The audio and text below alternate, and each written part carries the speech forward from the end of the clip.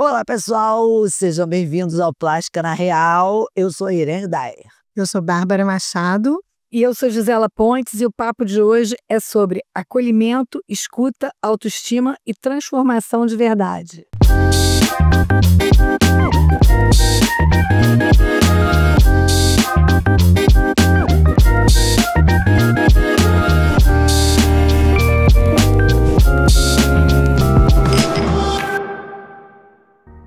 Esse vídeo tem o apoio da Silimed, a maior fabricante de implantes de silicone da América Latina e líder em vendas no mercado brasileiro. E a gente vai falar sobre o programa Autoestima do Canal I, um reality que tem emocionado o Brasil, ao mostrar os pacientes em busca de uma mudança que vai além do espelho.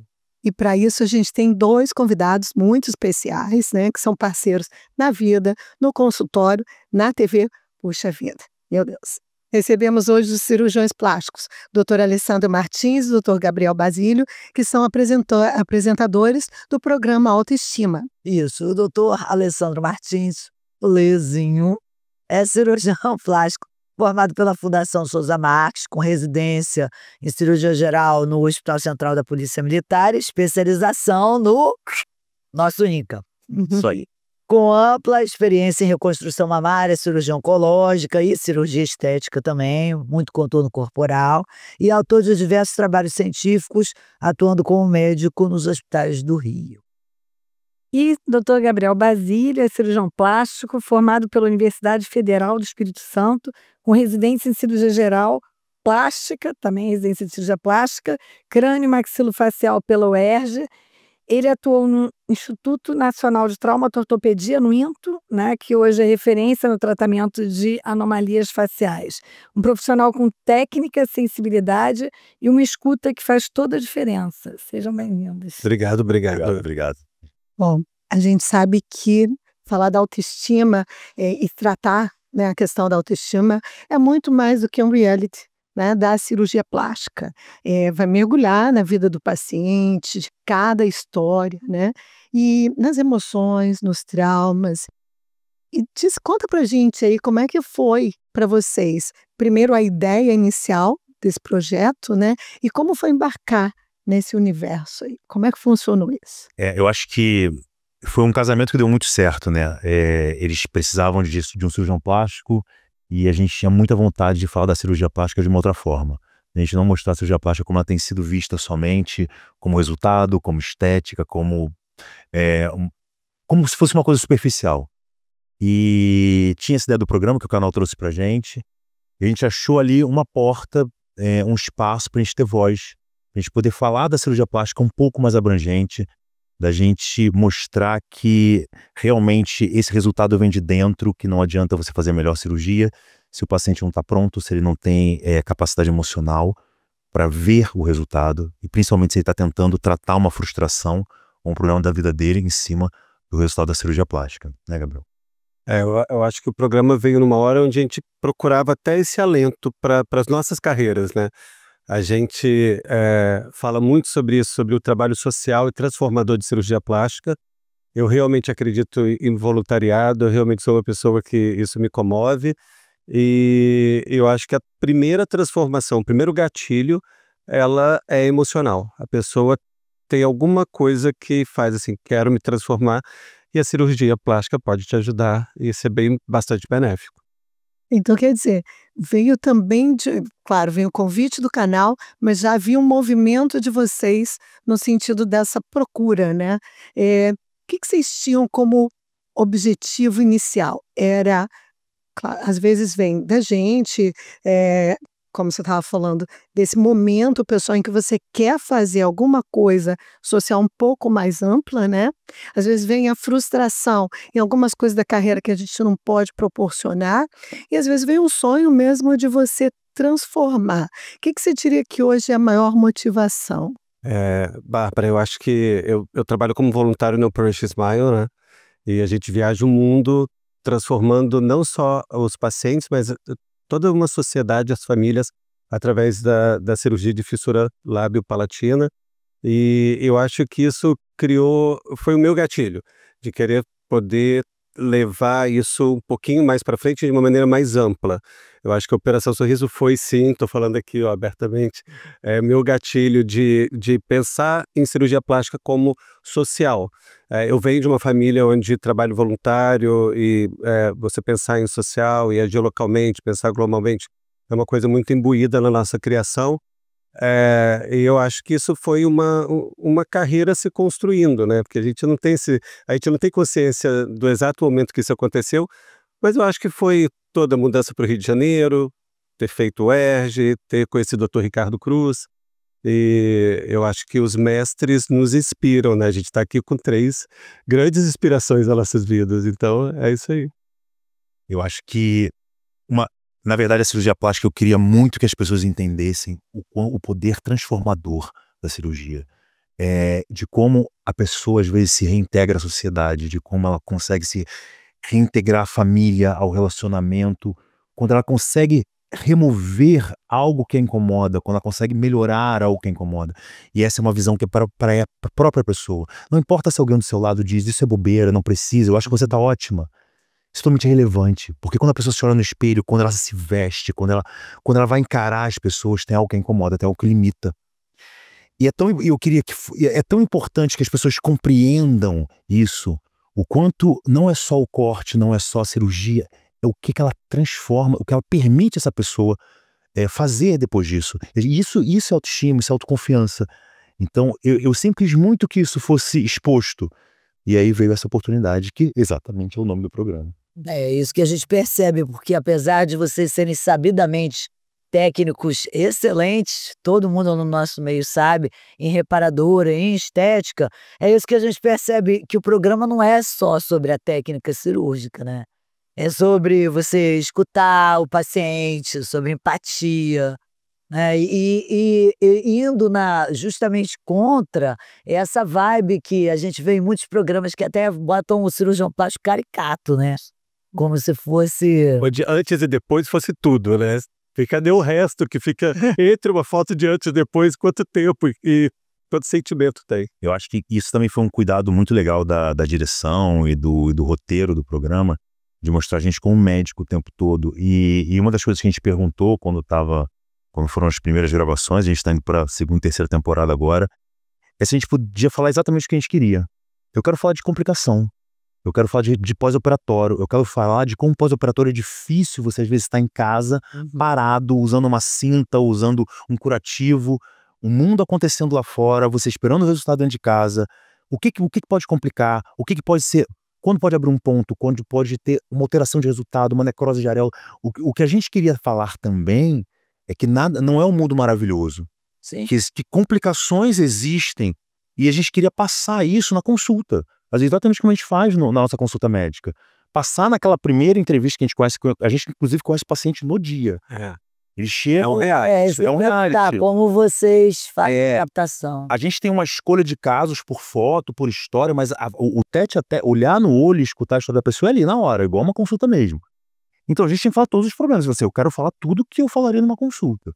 E aí, e até para ensinar, educar, né, a população de que não é um mundo mágico, né? A gente olha muito, a TV americana faz isso muito mais que a gente, por questões até da própria legislação americana, e depois eu vou fazer 2 perguntas para vocês. Lá eles têm, meu marido gosta de ver esses programas, porque ele trabalha comigo, né, assim como vocês 2 trabalham juntos, e às vezes ele quer tentar fazer algum comentário, alguma orientação, então você precisa de algum embasamento para estar fazendo aquele comentário. E tem um que trata os pacientes que vão ser submetidos a bariátricas depois aquelas cirurgias de higiene ali.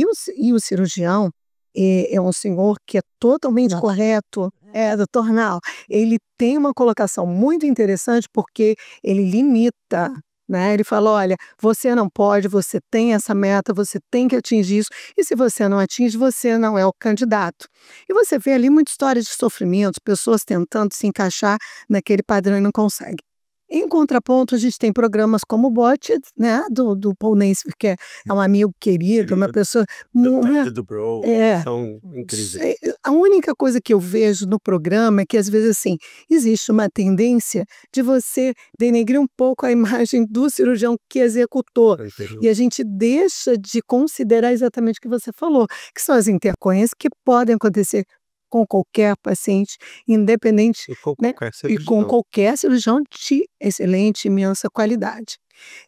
Mas voltando a essa questão dos Estados Unidos serem mais permissivos, eu me lembro de uma época que abordaram a mim e ao Paulo Miller, amigão querido, né, para a gente fazer um reality. Isso foi 2013, mais ou menos. Era exatamente a ideia deles, um reality. E eu falei, olha, eu tô fora. A gente não tem uma liberação do CRM por conta disso, e o pessoal custou entender isso, Foi que difícil. a gente não podia estar colocando. Como é que foi isso? Como é que vocês conseguiram tramitar junto Na ao verdade, CRM? é uma equipe jurídica enorme que começa assim nos Estados Unidos. O I é um braço da América Latina, do I americano, que na verdade é o Universal Plus, e é uma das maiores emissoras, é um conglomerado de emissoras americanas. Então isso foi um projeto do nosso CEO, Marcelo Coutro, e esse projeto existe desde 2017, 2018, sendo construído muito e sendo embarreirado juridicamente pela parte no Brasil. Então isso foi feito com muita cautela. Ainda hoje a gente conversa, a gente acabou de gravar a segunda e a terceira temporada que vão ao ar no segundo semestre, e a gente não são impasses, mas são conversas sobre o que pode ir e o que não pode. Sempre a preocupação com a não exposição das histórias dos personagens. Então, assim, é claro que não tem como, é um reality e a pessoa vai estar ali e realmente sentindo as emoções, já é uma exposição grande, mas a preocupação no cuidado de ampará-lo. É aquilo que a gente falou do cuidado de dar carinho. Eu acho que ter a Cíntia e psicologia junto com a gente nos dá um conforto. Muitas vezes a gente acaba se emocionando exatamente com a história. Passa a ser essa coisa do antes e depois que a gente acabou de falar. Então, eu acho que a gente se protege um pouco na legislação sobre isso, né? De proteger. Eu acho que é sempre proteger o personagem, proteger o paciente. A gente sabe da liberação de redes sociais de antes e depois, mas na TV aberta isso não é tão a mesma coisa. Então, Mas como é que vocês conseguiram, então? Porque o paciente, ele se identifica, vocês estão consultando o paciente, estão conversando sobre a cirurgia, e esse paciente vai ser operado e está contando a história dele. E o CRM fica no pé da gente com coisinha mínima. Como é que vocês conseguiram? A gente teve o jurídico, esse programa ele foi embargado várias vezes exatamente por essas questões judiciais de o que a gente poderia mostrar no programa. Como existem outros programas não médicos, assim, não exatamente de cirurgia plástica, desculpa, programas médicos, que as pessoas contam suas histórias, depoimentos, documentários. Então essa foi a parte mais fácil. A parte mais difícil é o que a gente poderia mostrar de cirurgia, de resultado. É claro que aquele paciente, quando ele vai participar de um reality, ele assina todos os termos dizendo que ele está permitindo essa exposição. Mas dizer que ele está permitindo essa exposição e alguma coisa acontecer depois, isso voltar atrás, é um problema que o canal em si, o jurídico é muito preocupado e a gente também é muito preocupado, porque teoricamente é o primeiro programa brasileiro que está colocando isso. é o primeiro programa na América Latina, na verdade, Sim. que trata sobre o assunto, e é uma preocupação o tempo todo. Então, assim, a gente tem muito cuidado, a equipe tem muito cuidado do que a gente pode mostrar. Nas próximas temporadas, eles tendem a trazer um pouco mais com o que a gente teve de liberação da legislação em relação à imagem e pré e pós-operatório, mas a gente está com muito cuidado, porque isso não é uma liberação para programas de televisão. É uma isso. liberação para Instagram, para publicação de rede social. Isso tem uma adaptação dessa interpretação da lei, mas A gente está construindo tá esse tudo isso com caminho, muito né? cuidado. E a gente está tendo muito cuidado. O que a gente quer que passe, eu acho que a direção e o I é exatamente o cuidado com o paciente, a mostrar a história e não um momento, sabe? As dificuldades, a gente trata de muitos assuntos bem pertinentes a A ideia principal deles é mostrar que aquele paciente realmente teve uma mudança.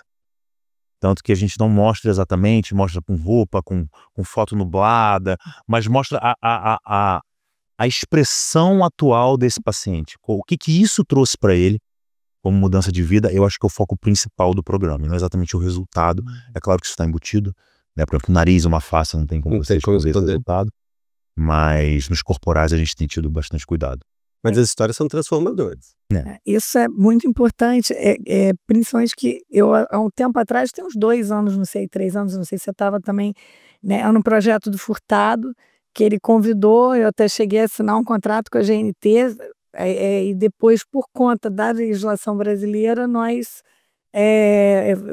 o contrato já estava assinado e eu iria falar sobre face, iria fazer, o meu trabalho ia ser sobre face, seria a nação Vicente da Gávea, já estava tudo alinhado.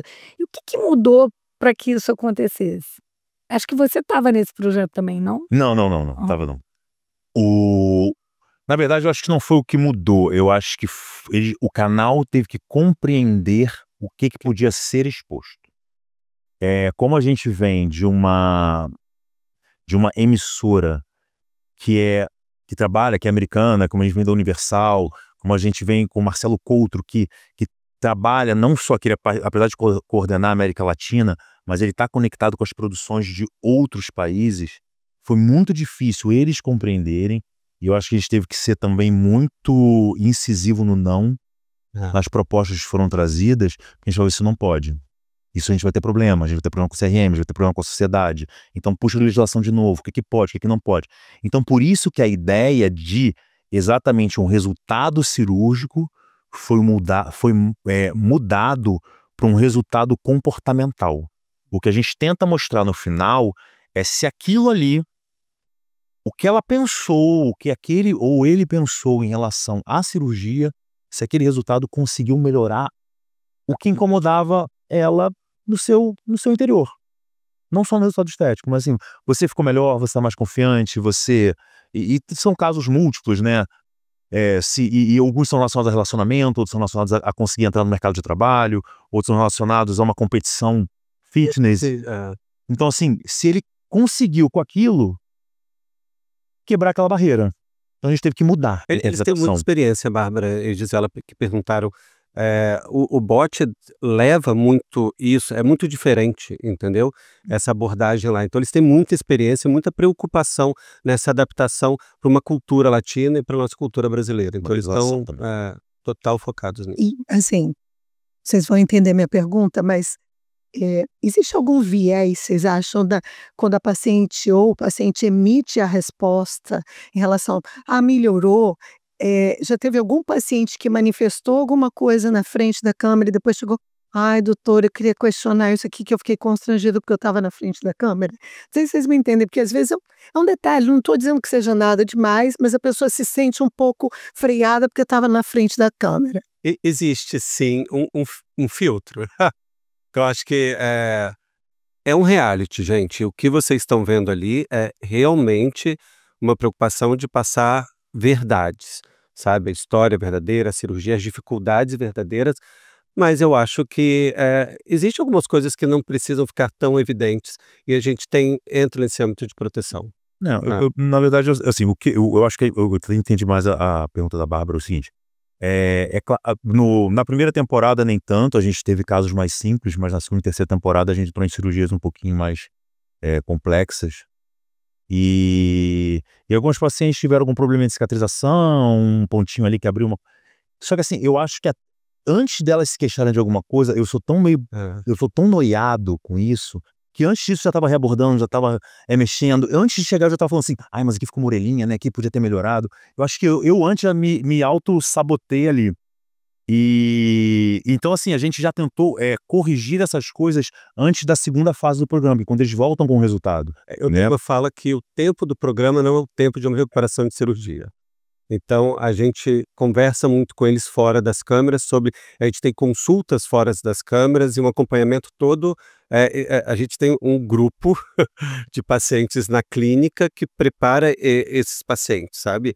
Tanto antes, durante... Antes a gente não tem muito, é só através da anamnese, das fotos que a gente tem, mas desde a primeira consulta existe todo um cuidado paralelo sabe, de burocracia mesmo, de consentimento, de contrato, de expectativa, de você mostrar onde pode chegar e que muito disso vai ao ar, entendeu? Não tudo, mas muito disso vai ao ar. A gente se integra muito com eles. A integração é muito legal, realmente. É realmente uma integração diferente do paciente do consultório, porque a gente entra na vida deles, eles entram na vida. Na primeira temporada tinha cenas da nossa casa, então realmente é uma integração muito grande. E eu acho que elas chegam na satisfação, primeiro, tem algumas coisas que são curiosas, talvez sejam alguns pacientes que nunca poderiam ser submetidos a uma cirurgia plástica. Então acho que isso é a realização de um sonho, muitas vezes. Nós fomos muito criteriosos em relação à cirurgia, não ter nenhum limite de risco, assim, não exagerar demais em nada, para que a gente tivesse o mais seguro possível. A gente tenta compreender muito o que realmente ela quer de resultado e o que a gente pode fazer no tempo real de gravação, do que a gente tem que apresentar o resultado. Mas eu acho que elas realmente ficaram felizes. Eu não vi em nenhum momento elas terem que ser moduladas a isso. Mas alguma coisinha que eu achei que pudesse ali, eu já rapidamente falei assim, vamos acertar isso aqui, eu acho que isso aqui pareceu um pouquinho melhor. E aí isso você fala no programa, aí acertei isso, fiz isso. Tem no último, no Reunion. Quando a gente reúne eles, né? No Reunion, eu falo dessas 2 últimas temporadas, eu falo, mas a gente teve que mexer aqui. Eu falo uma que você, mas você teve uma cicatrizãozinha do abdômen que teve um pontinho ali, que você ficou com medo de morrer. Inclusive a gente fala sobre isso, sobre a sensação da paciente, do porquê que ela ficou com medo, dela ter entendido que aquilo não era um problema infeccioso, mas sim cicatricial. Então, assim, ela teve isso é gravado, isso foi durante... É um estresse, não é uma coisa easy going, tá? A gente também são 3 meses de gravações, onde a gente é levado a um extremo de limite. A gente não encara isso como uma coisa fácil. Não. E ontem mesmo eu consultei uma paciente de fora do programa, que está com uma cicatriz, já tem 5 meses de operada, e que está com uma cicatriz um pouco mais escura, né, na região do abdômen. E estamos fazendo tratamentos para tratar essa cicatriz dentro de uma maneira adequada. Continua. Então, continua. E vocês acham que a participação da psicóloga, da psicanalista, influencia muito? Eu acho que dentro do conceito do programa é essencial. Porque se a gente está tentando fazer uma cirurgia de dentro para fora, se a gente está tentando tentar buscar o gatilho que trouxe essa paciente, se tem, primeiro, não só buscar o gatilho e saber se existe alguma relação do gatilho com o que ela quer operar. Ou às vezes não, tá? Porque pode ser que não tenha relação nenhuma do gatilho com o que ela quer operar. Entendeu? Então isso eu acho que é uma parte muito legal para o programa. Em relação à vida aqui fora, eu acho que seria uma coisa muito legal a gente ter esse suporte também, porque o que eu vejo nos pacientes, não do programa só, mas nos pacientes de uma forma geral, é que muitas vezes as suas frustrações são colocadas no resultado de uma cirurgia. O seu relacionamento é colocado no resultado daquela cirurgia. A sua relação com o trabalho é colocada no resultado daquela cirurgia. Só que não é a cirurgia. Às vezes é você. É a sua relação que estagnou. É você que perdeu o mercado do trabalho porque não se atualizou. E não é porque você está com uma aparência mais velha e você acha que você perdeu o mercado por isso. Não é porque você achou que sua mama está flácida, que sua barriga está assim, e o seu marido não te ama mais.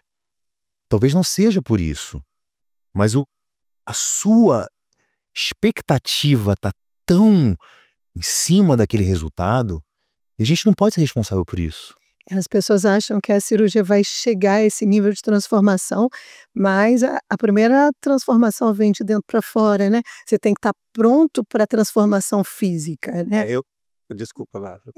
Não, assim, eu me lembro que a Gisela Pitangui, filha do professor Pitangui, médica, né? Ela nos ajudava dando esse suporte na clínica. Ela colocava de uma forma muito interessante que por uma sessão você não identifica esses gatilhos. Você precisa de um tempo de contato com esse paciente para identificar fatores, porque às vezes o paciente consegue, de uma forma extremamente inteligente, manipular, esconder, como a gente já falou em outros episódios, empoderar o cirurgião e conduzir a gente à ideia de que pode transformar e de que aquilo é totalmente factível, né? E fácil. Quanto tempo de avaliação esse paciente que vai para o programa tem com a psicanalista, com a psicóloga, para poder, a partir daí, vocês decidirem que aquele caso é um caso para a TV? Então, eu queria levar esse molde exatamente para a clínica o tempo todo. Eu adoraria ter, não é factível, a gente já tentou psicólogo dentro da clínica para dar, porque o tempo real da vida real às vezes não permite isso, né? Mas isso sempre que eu tenho oportunidade de ter algum acompanhamento psicológico, alguns pacientes pós-bariátricos, essa população que está super crescente, a gente percebe um acompanhamento um pouco maior, mas voltando à sua pergunta, esqueci qual é. Quantas sessões? avaliações a psicóloga do programa Não, tem? olha só, Então, elas começam, na verdade, tudo começa com a avaliação psicológica. Elas são trazidas histórias para a gente já com alguma sequência, tanto da direção de elenco, quanto de uma avaliação psicológica. Então, a gente conhece as histórias e a parte psicológica antes. E aí a gente seleciona, sei lá, 40 pacientes mostrados, foram selecionados 16, 20. E aí desses 16, 20 vão ao ar, sei lá, 8. E aí eles vão sendo acompanhados em consultas. E realmente tem as consultas antes do programa, a consulta com a Cíntia e na época com a Manu antes da cirurgia, mais uma consulta antes da cirurgia, uma dinâmica, né? Eu acho que tinha uma consulta logo antes da cirurgia, então são várias, são pelo menos umas 3, que a gente não chama de consulta, porque são intervenções, né, tem uma dinâmica, tem uma conversa, é todo um processo, é um processo muito intenso, sabe? Não é fácil. Você não, por exemplo, então o paciente ele não vem consultar como na hora e você decide que não quer, não, isso tudo já vem. E como é que o paciente se torna modelo, quer dizer, se cadastra ou se oferece como modelo para um programa desse? Então a gente não sabe, porque uma das coisas é que a gente não saiba quem são os pacientes, mas a gente sabe que tem uma equipe que é formada por psicólogos e que recebem esses casos. Eu lembro que na nossa primeira temporada, toda vez que mandavam uma mensagem pra gente no Instagram, a gente pedia para fazer contato com a produtora ou direto com o canal. E eu acho que essas pessoas foram tendo contato e aí criou-se o primeiro filtro. E aí, após essas consultas com os psicólogos da produção, elas são inicialmente triadas e depois tem as consultas com as psicólogas do programa, que é o que o Gabriel falou, que são em torno de 4 a 5 dinâmicas ou consultas. E nas outras temporadas a gente tem, inclusive, dinâmicas juntos, os 3 juntos, e conhecendo família, conhecendo a história. Agora elas participam exatamente no momento antes delas entrarem na cirurgia, para que descrevam as emoções, como é que elas estão sentindo. A gente tem os relatos dos pacientes no pós-operatório até tardio de 5, 6 meses, o quanto que foi importante esse acompanhamento conjunto. Isso nos dá também um afago no coração de que o trabalho está sendo bem feito e bem pensado. Uma outra coisa, como eu falei, alguns desses pacientes nunca se consultaram com um psicólogo. Sim. Então é o primeiro contato que eles têm com uma terapia ou com um suporte psicológico, porque nunca fizeram. Hoje é diferente um pouco do consultório privado, que parte dos pacientes já vem com essa questão já um pouco melhor equacionada, né? Alguns até colocam a gente em contato com o psicólogo para poder a gente saber se está liberado ou não, se é o momento ou não para intervir, né? Então, o mundo do consultório particular é um pouco diferente nesse sentido. Bem diferente. Mas é muito importante isso que vocês estão fazendo, mesmo porque para mostrar para o público em geral que existem complicações, principalmente numa era, né, do Instagram, em que todos vendem sonhos, né, técnicas modernas, novas, inovações. A medicina se transformou com o Instagram, não tão positivamente. Então isso é importante vocês mostrarem que realmente o reality, quer dizer, que a realidade é essa, pode acontecer uma necrose de areola, pode acontecer seríssimo, mas a cicatriz que não está perfeita. E a cicatriz, a gente mexe com uma matéria viva, né? Eu vi a Bárbara falando no outro episódio sobre a gente é um conjunto de células, moléculas absurdas, a gente é um universo disso. Então uma cicatriz que às vezes tem 1 metro, né? Um abdômen com uma mama, com alguma coisa assim, ou uma face, 5 centímetros não deram certo, abriu um ponto, saiu um líquidozinho, um seroma, né, de alguma coisa assim, aí você fala que não deu certo, deu super certo, sabe? É a reação de cada um, né? Quer dizer, você pode tirar um curativo de abdômen, o paciente olhar e falar, doutora, que coisa linda, ou o paciente, né, que tá lindo. E você pode abrir o curativo e o paciente olhar e falar, nossa, que incisão enorme, né, que corte, né, como eles falam, enorme. Então, tudo depende de cada um, quer dizer, do paciente e também, como eu diria, do vizinho e do acompanhante. Nossa, tá lindo, mas precisou cortar tudo isso, a pessoa já vai começar a ver o que talvez nem tivesse sido chamada atenção para isso, né? Eu acho também importante, como um norte educacional, sabe? Porque é o tal que a gente estava discutindo sobre o ensino, né? Quando eu vi eu vi alguns episódios, o que eu pensei, assim, poxa, por que tem algumas consultas que dão tão certo e o paciente sai da sala falando assim, nossa, eu amei ela, eu não mostrei uma foto, eu não fiz nada, eu só fiquei ouvindo. E eu não sei se você já viu naquela fala do Jaimovitch, que ele dizia assim: quando a gente vai ficando mais velho, a gente fala menos, o paciente fala mais. Quando a gente é novo, a gente fala mais e o paciente menos. Ou seja, a gente tem que escutar o paciente. É o mais importante para você realmente entender de onde está vindo aquele desejo de fazer o procedimento. Eu acho que é por isso que você falou uma coisa muito importante, que se a gente olha o psicólogo, ele mais te escuta, né, e intervém quando acha necessário. E isso às vezes eu sinto, às vezes você vai fazer uma consulta com um colega médico, né, você senta para falar e antes que você complete a frase, ele já está falando para você o seu sintoma. Então parece que aquilo te intimida, né. Eu queria mudar só um pouco o foco, voltando para essa questão da ação social.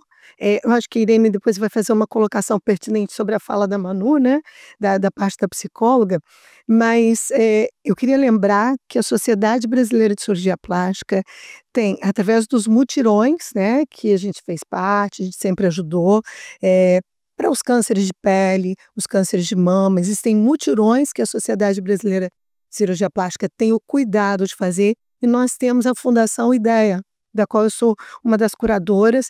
Essa Fundação Ideia, nós cirurgiões plásticos fazemos doações, né, ao longo dos nossos pagamentos de anuidade, e que agora o foco, Luciano Chaves, que é o nosso presidente, colocou um foco para mulheres vítimas de violência doméstica e crianças também.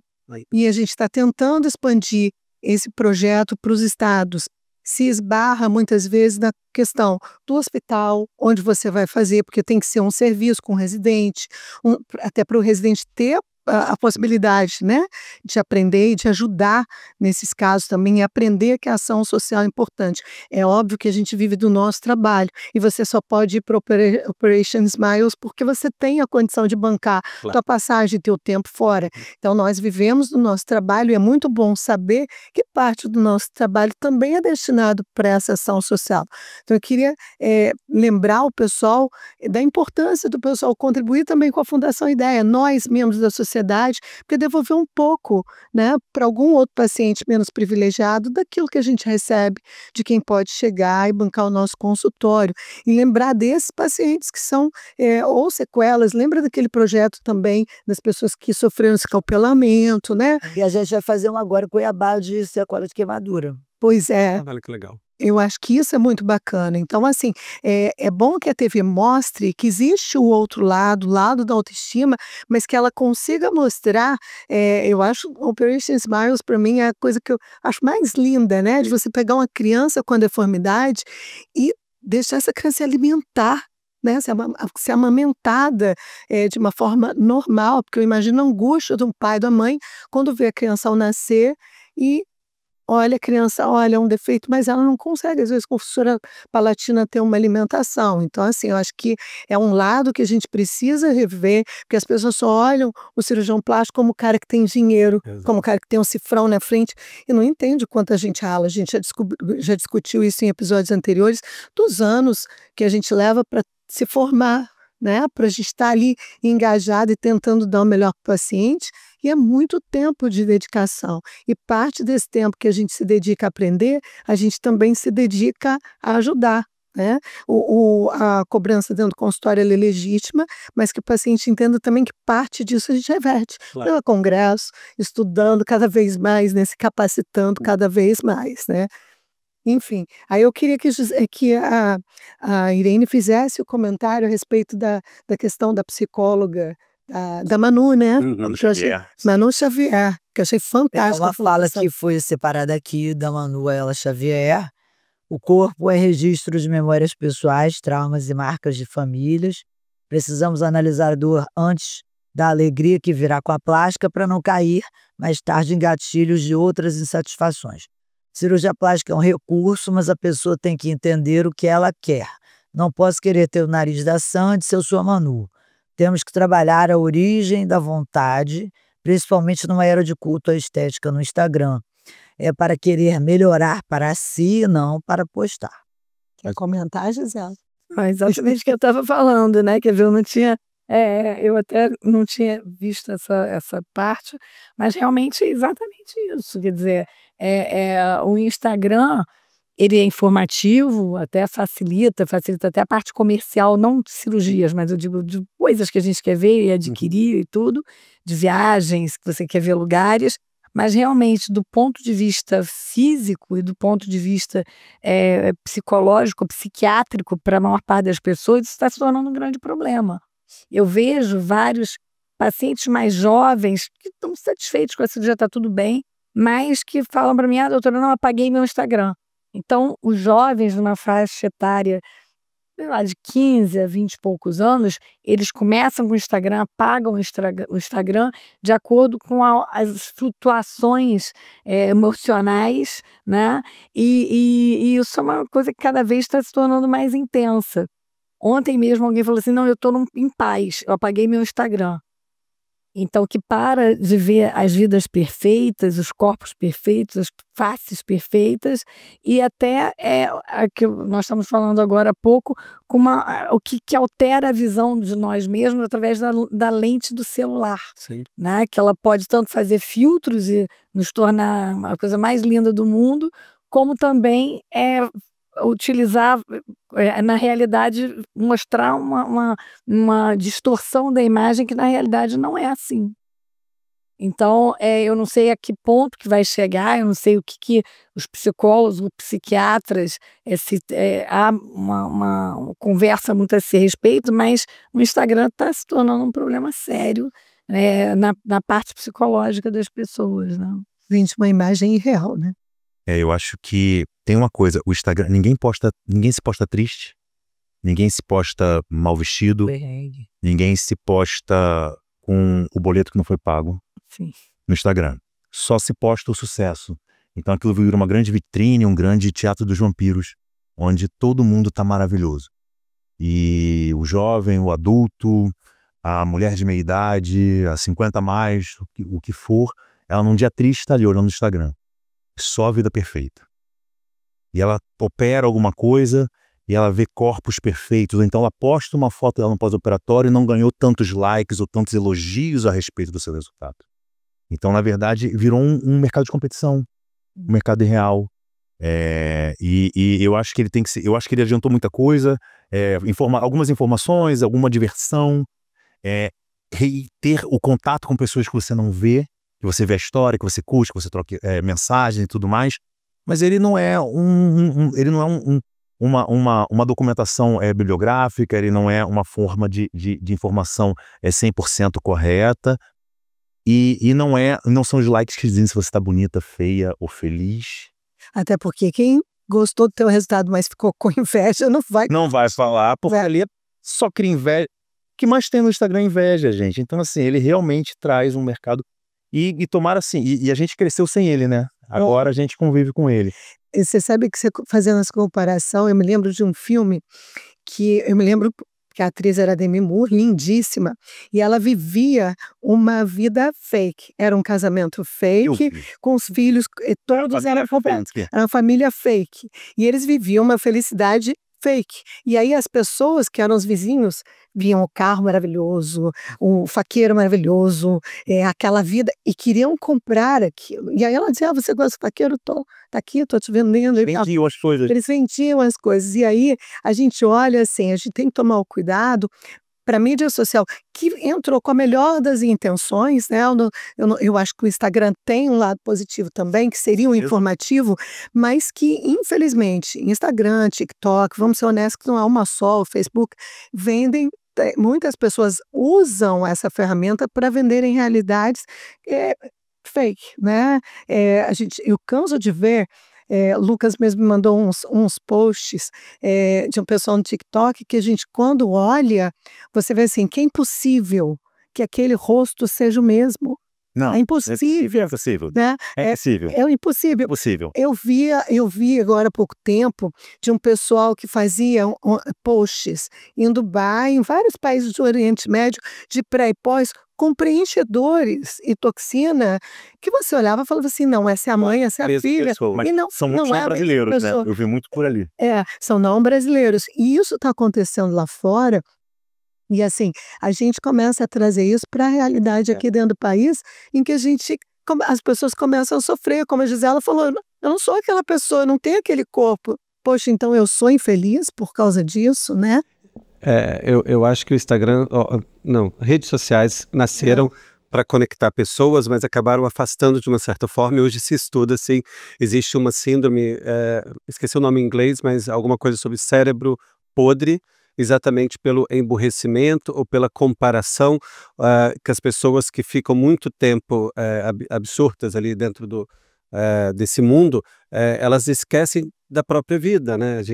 Nossa vida não está ali. Eu comparo que é um grande trem, assim, um grande metrô, onde aquele fluxo de informação absurda, onde você está querendo consumir, na verdade, as inteligências artificiais e os algoritmos falam sobre isso, eles querem incentivar o seu consumo, a venda e tudo mais.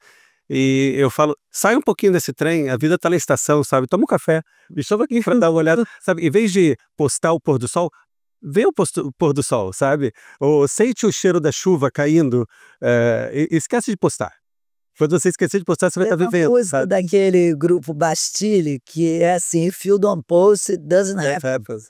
Não aconteceu. Mas sim, até a informação que também tem na rede social, não vamos só, né, crucificar um tipo de rede, mas a informação também do profissional, seja de qualquer área, né? Todos são professores, todos têm mestrado, doutorado, e aquilo ali não tem nenhum tipo de controle para aquela informação. Então, tanto que a ideia da Irene, inclusive, né, que é o da Plástica na Real, é justamente o nome do nosso podcast, Sim. que é trazer a realidade, Sim. trazer coisas honestas da forma mais clara e objetiva possível, para que tente controlar, nos utilizando da rede social para o bem, vamos dizer assim. Né?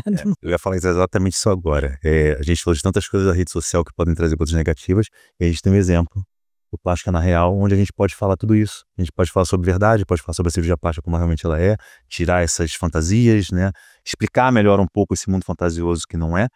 E é um grande exemplo de um bom acesso, de um bom conteúdo do Instagram e das redes sociais. Como vocês também, né? Que quem ainda não assistiu, gente, corre lá no e também no Prime Video, não é isso que vocês estão, né? Na Universal Plus, no Amazon Prime. Tá, e aí tá na Amazon Prime, então vocês estão presentes lá também para que a gente entenda o que é o mundo possível e aquilo que você pode obter, né, para melhora de autoestima. Se teve algum caso, ou alguns casos que marcaram muito no programa. Sim, ótimo. A gente passa Esse caso, hoje a gente estava vendo, estava lendo, a gente leu o roteiro hoje, Eu tenho, para mim, na primeira temporada teve uma personagem, a Nicole Martinelli, que ela é capixaba, e ela veio da mesma cidade que minha família vem, e ela tem o mesmo sobrenome que muitos dos meus familiares têm, e não a conhecia, e ela tem uma história de amor, de superação. Ela era casada como homem, ela era um homem, não sei o nome dela quando ela era homem, ela casada com a Lidiane, e eles tiveram um filho. A Nicole transicionou, hoje ela é Nicole Martinelli, e ela casou de novo com essa mulher. Então, uma história de amor da Nicole, da transformação da Nicole, e do amor da Lidiane por essa pessoa. E da história da reconstrução de uma família com uma transformação tão grande. Então, assim, eu me arrepio todo e eu falo com ela o tempo todo, beijo Nicole, beijo Lidiane e tudo mais. E é uma história de amor. Toda vez que me questionam, às vezes eu, Alessandro e tudo mais, eu falo, cara, só é uma história de amor. Não tem nada além disso, sabe? É vida real de lavar roupa e trabalhar, de problema, sabe, no trabalho e ter, sabe, conta para pagar. E é só isso. Vamos se preocupar com trazer coisa boa para o mundo e amor é uma delas. E conviver o tempo inteiro, né? Trabalhando em casa, no programa, cuidando do cachorro, no consultório, em campo, em cirurgia, né? O tempo todo. Tem briga. Eu vivo isso, exceto a cirurgia. Mas, enfim, realmente traz um pouco, né, de peso para a relação. Você está muito em contato, porque perde um pouco do mistério, né? Então, a gente tem que tomar cuidado com isso e estar se reinventando sempre. Mas aí também pode ser um ótimo momento para você admirar. Como uma pessoa maravilhosa, opera. Nem todo momento, né, Irene? Mas use esse momento. Já que você pegou esse gancho, eu quero falar a última coisa. Eu acho que num relacionamento, a coisa mais importante, porque tudo passa, né? Assim, a beleza passa, a juventude passa, o grande fogo, aquela coisa, aquela paixão louca, ela passa. E fica uma coisa que é a parceria. Fica o conceito de família. E o teu parceiro que está com você o tempo todo, no momento bom, no momento ruim, é aquele que quando você abre o olho, você chega e fala assim, ele tá aqui, vou conseguir fazer porque ele tá aqui, entendeu? Então, assim, esse apoio eu acho que é muito legal. Eu acho que fica aí a mensagem sobre tem esses momentos que ele se declara bonito também. Eu acho que hoje é o que mantém as relações a dois, né? É exatamente essa parceria. Às vezes me questionam meu marido, é exatamente essa coisa de você querer estar junto e querer realizar as coisas juntos. E foi uma coisa que eu aprendi com ele também, é exatamente o que você falou. O tempo passa e a relação se modifica. Mas se você tem uma base sólida, né? Mas eu ainda continuo dizendo que é grande tempo de exposição, precisa se reinventar. É verdade. A gente começa falando de cirurgia plástica e Tervila falou de relacionamento. Né? Afinal de contas, cirurgia plástica de vocês é sobre isso. É sobre isso, verdade. Bom, a Silimed é grande parceira da gente no podcast e eles presenteiam vocês, vou entregar para a Gabriel. Muito obrigado. Obrigado, Silimed. Obrigado, meninas. Não, a ideia da Irene a gente achou fantástica, bastante diferente, exatamente para a gente poder discutir. Posso ver? Claro, deve. Enfim, é um mimo que o Lucas, nosso produtor, ele teve o cuidado, né, de preparar, então de personalizar. Pois é. Enfim, para levar da gente. E um aromazinho e tudo, chiquérrimo. Obrigado, arrasaram. Espero que vocês gostem. Querem fechar o bloco? Não, maravilhoso programa. Assim, eu acho que a gente já conhece vocês, mas o público tem que conhecer. Até seria interessante. É muito especial. Como é que acessa vocês? Explica bem, porque às vezes eu vejo que a gente fala alguma coisa e a pessoa depois fica perguntando como é que acessa vocês no canal? A gente também está nas redes sociais, @Gabriel Basílio, @Alessandro Martins, da nossa Clínica Inova. Para inscrições no programa, a gente sim tem muitas inscrições que a gente sabe, mas a gente não sabe como que é o meio. As pessoas entram em contato com a produtora a Infinito e com o Inal, que é o canal de rede social da Universal Plus aqui no Brasil, e se inscrevem por lá. A gente tem o nosso... Não é um podcast, a gente fala muito sobre... A gente também tem um canal de YouTube, onde a gente fala muito sobre cirurgia plástica na vida de todo mundo, que é uma grande parte da cultura brasileira. Então, se quiserem assistir também, é Life por Ale e Gabi. Bom, obrigada para vocês poderem acompanhar um pouco da realidade do que é a cirurgia plástica, que tem toda uma emoção envolvida. Sigam eles, né? Assistam eles no programa de televisão e nos sigam, nos acompanhem esse episódio completo no YouTube, Spotify e Instagram. Obrigada. Até a próxima.